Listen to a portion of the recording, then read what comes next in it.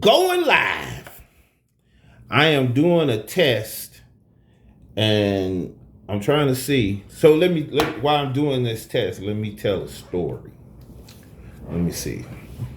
What's the story I should tell? Can I talk about cocaine? Will y'all hold it against me? So everybody didn't try drugs. My first experience with cocaine. My mom and daddy, y'all might see this, might not like this, but all right, here we go. First time I tried cocaine, I was a bouncer. And I was working at this bar called the Bowery Boys. And it was my first bouncing job ever. And it was in Minneapolis, Minnesota. Yeah, y'all gonna hear a lot about Minneapolis because that's where brother grew up. Somewhat. I moved there when I was 17. So, now I'm working at this bar. My best friend, Big Warren Manning, love you and miss you, bruh, got me my first job. Him and his brother, the Manning brothers. The Manning brothers. Not any kin to Peyton Manning. So, Big Warren and his brother, John, got me the job at the Bowery Boys. And so, working there was Thursday night, ladies' night there. Every Thursday night was lady night. The ladies got in for free and they got free champagne. So, my debut. Now my debut was not my first time doing cocaine on my debut. Let's try the next week. So, doing my rounds in the bar, and it was a nice bar. You know, if anybody ever watched the Bowery Boys, about the East Side Boys, it was a bar based off of these guys, these characters, the East Side Boys. So the owner of the bar was this guy. Can I say his name?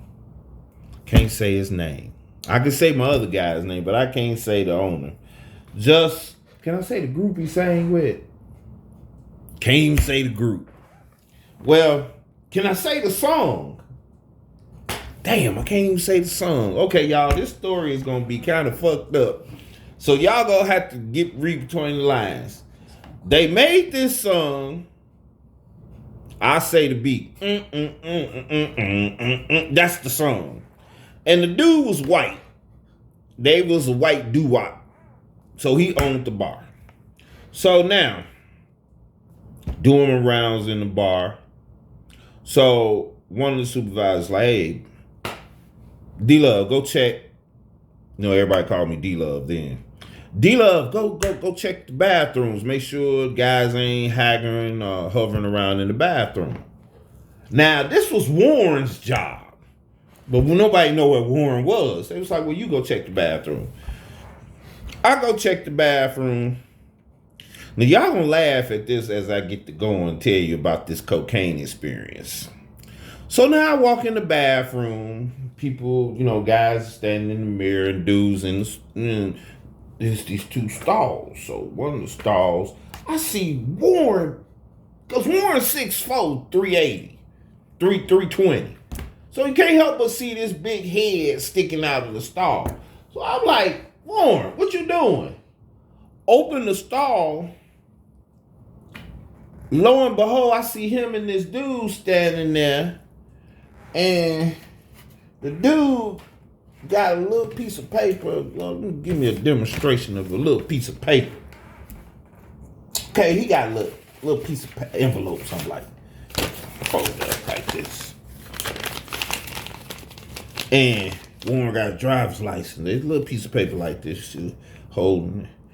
And I see Warren hitting it. I'm like, man, what the fuck is you doing? I was like, everybody get the fuck out the bathroom. This me now. You know, they used to call me Little Pit Bull back then. I was a little motherfucker. I weighed about $165, but I used the hands. So I'm telling everybody get the fuck out. So Warren and the cocaine dealer is in the stall. I'm like, man, you got to go.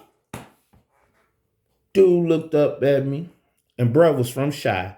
Not to throw salt on Chi-Town brothers, but he's a Chi-Town brother. So he looked up at me, and this is what he said to me. He said, Youngblood, I like your heart. He said just like that. Youngblood, I like your heart. Then that nigga raised up his shirt and said, is this worth $5 an hour? I ain't never been no punk. And that's for real. I looked at him and said, motherfucker, I don't make $5 an hour. Then I turned around and said to him, you got to get to that motherfucker first. And again, he said to me, Youngblood, I like your heart. Then he said to me, have you ever tried this? And Warren gonna say, man, you gotta try it. You gotta try it, man. I'm looking at Warren, man, fuck you. What is that, man? By the way, I said, man, it's cocaine. I'm looking, yeah, it was white. I was like, he's like, man, take a bud. Just try it. Boy, let me tell y'all about peer pressure. I don't give a fuck who you are. You gonna experience peer pressure. I was 18 years old. That was my first time trying cocaine. I'm a bouncer at the bar. I tried it. I took a sniff. Yeah, man. Took one nostril. Took the other one. I'm like, and this is my reaction, like, okay. Lo and behold, the shit finally hit, and I was feeling good. What I say, I was on cloud 9. Now, when those was I had the sniffles, it's like my sinuses open up and shit. I was like, okay. Feeling walking around, kind of, okay. One was like, you good, bro? I was like, yeah, okay. Now, this is where the shit get interesting. Y'all know, and even my teacher who's teaching me how to do this, I can be a ladies' man. I'm guilty of that. I loves the ladies. My mama know this. I loves the ladies. I was always loving the ladies.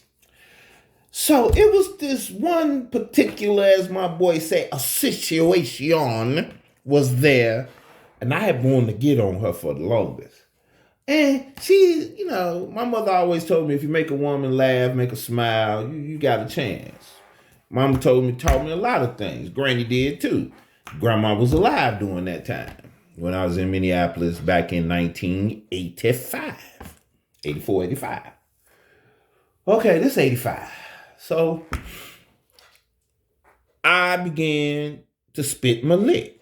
I go over there and I'm shooting the shit, you know. And back bouncers is popular, you know, if the women feel they can get in good with you if you're a nice looking bouncer. And I didn't have this beard, y'all.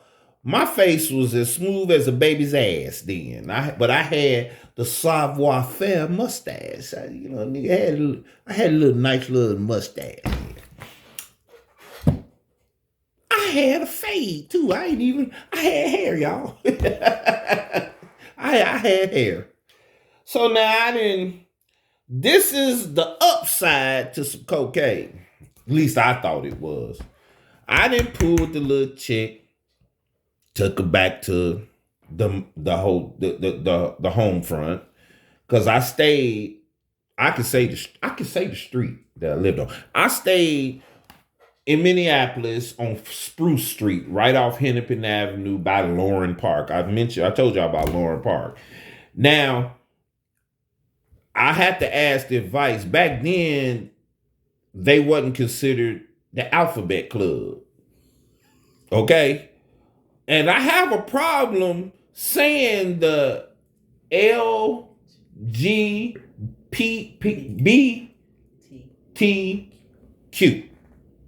I ain't gonna be able to repeat that shit again, but y'all got it.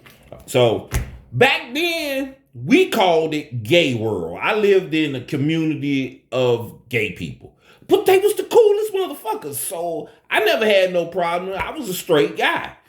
But where I lived at, they considered it, and people who watching this in Minneapolis know that's what they called that area, gay world. And it was by Lauren Park, one of the most beautiful parks. I haven't been to Minneapolis in a while, but at that time, it was one of the most beautiful parks in Minneapolis. They had a little lake. They had big ass goldfish like this. The white people, the black people, the Hispanic people, they all would feed the fish, bread. And then we had the basketball court. So okay, let me get back to the cocaine. I didn't got the cocaine in my system. I didn't put the little situation, then took her to the home front. Now I'm finna dig in them guts. Needless to say, boy, I put on one of the most, I was proud of myself. I'm 56 now. I don't know if I ever did that again. But I thought I had one of the most highly sexual performances a man could ever say he ever had. Boy, I was working this. I was proud of myself. I was coming out of my body. If you ever had anybody experience, that night I had anybody experiences where I was tapping and patting myself on the back like, good ass job. You doing a damn good job. Keep it up, boy. Dick was harder than Japanese arithmetic. And that's some hard shit. So, needless to say, I did my job. And I was proud of myself. And I think she was proud of me too. So, now, night in, she, get up in the morning, go about her way. Boy, I was so impressed. I could not wait till Thursday rolled around again so I could see the dope man. Ain't that pitiful? He had then got me. Thank God that God didn't let me get God. So, of course, seeing the man again, that's another, next week rolled around Thursday. I'm looking for his ass. I'm like Janine the dope fiend. I'm looking for this motherfucker. Where he at? Brother was so smooth when I ran across him again. This time he didn't have his heat on him. And he was in the same spot I ran into him before. So, I was like, bruh, can I get another bump? He looked at me and he said it real smooth. He said, Youngblood, I love your heart. The first one was free. The second one gonna cost you. And that's how this brother was talking. And I'm looking at him like, it's what? Look, it's gonna what? He said, the first one was free. The second one gonna cost you. So I'm like, now I've always been slicker than a can of oil, and you have to wake up early in the morning to run some shit past me. And I grew up in AM. I ain't paying for no fucking drugs. That's the first thing came through my mind. So I came with this. I was like, bruh, you ain't really supposed to be in here with this. And I'm letting you conduct business. I'm using this now. So what? What's up? So he looks at me and he said it again. Youngblood. And he had a smirk on his face this time. I like your game. He switched up on me. He didn't say hard, he said game. He said, I'm gonna give you a taste. But this your last one. You're gonna have to pay next time. Fine. Get a taste. I'm ready. That little situation was not there this week. So now I'm looking for a potential victim. Yeah, back in the day, I was a real slut. I admit it. I was a slut. I was not a hoe. I was a slut. So I'm trying to find me another situation. Can I tell y'all, I was so disappointed.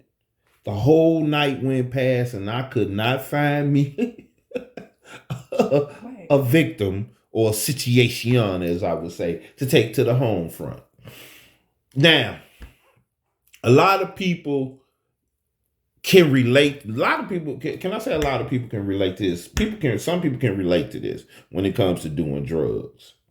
When you turn around and have a moment of clarity when you done some drugs and your shit don't go right. When I say this, I get home, can't go to sleep. That was the one effect of it. My heart was racing. Couldn't go to sleep. I'm laying there like freaking the fuck out.